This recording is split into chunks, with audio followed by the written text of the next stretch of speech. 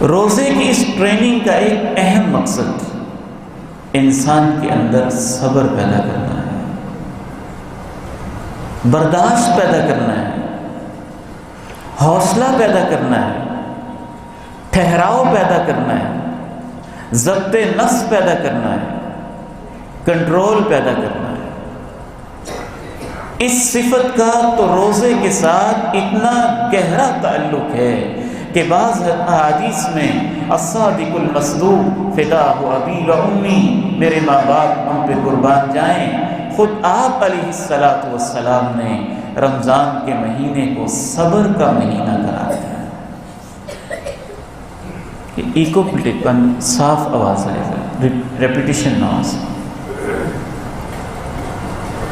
رمضان کو صبر کا مہینہ قرار دیا۔ یہ ہمیں صبر سکھاتا ہے، برداشت سکھاتا ہے۔ صبر کا اجر بھی بلا حساب ہے، اور اس وجہ سے روزے کا اجر بھی بلا حساب ہے۔ انما یوفی الصابرون اجرهم بغیر حساب۔ سب سے زیادہ صبر کرنے والی ذات اللہ کی ذات ہے۔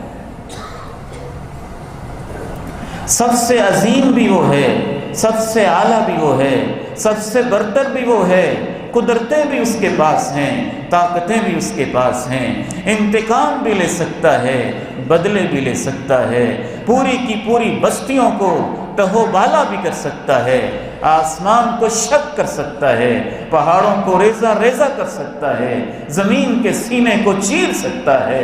ایک غلطی کے اوپر انسان کے ہاتھ کو فالج کر سکتا ہے، ایک غلط بول کے اوپر انسان کی زبان کو گنگ کر سکتا ہے، ایک غلط دیکھنے کے اوپر انسان کو اندھا کر سکتا ہے، ایک غیر اللہ کے سجدے کے اوپر اللہ زمین کو پھاڑ کے زمین کے اندر انسان کو دھنسا سکتا ہے۔ اللہ میں تیری عظمتوں پہ قربان جاؤں، تو کتنا صبر والا ہے، تو کتنا صبر والا ہے۔ تو سب کچھ دیکھتا ہے پھر بھی دیتا چلا جاتا ہے۔ تو میری صبحوں کو، میری شاموں کو، میری راتوں کو، میری خلوتوں کو، میری جلوتوں کو گناہوں میں دیکھتا ہے، تو پھر بھی پردے ڈالتا ہے، تو پھر بھی عنایتیں کرتا جاتا ہے۔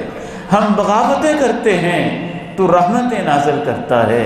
زمین پہ تیرے ساتھ شرک ہوتا ہے تو پھر بھی رزق دے دیتا ہے۔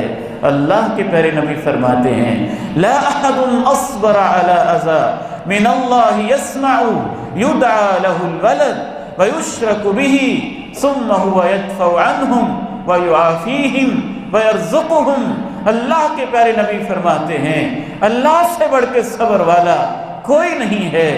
لوگ کہتے ہیں اس کی اولاد ہے، کوئی کہتا ہے اس کا بیٹا ہے، کوئی کہتا ہے اس کی بیٹی ہے، کوئی اس کے ساتھ غیر اللہ کو سجدے کرتا ہے۔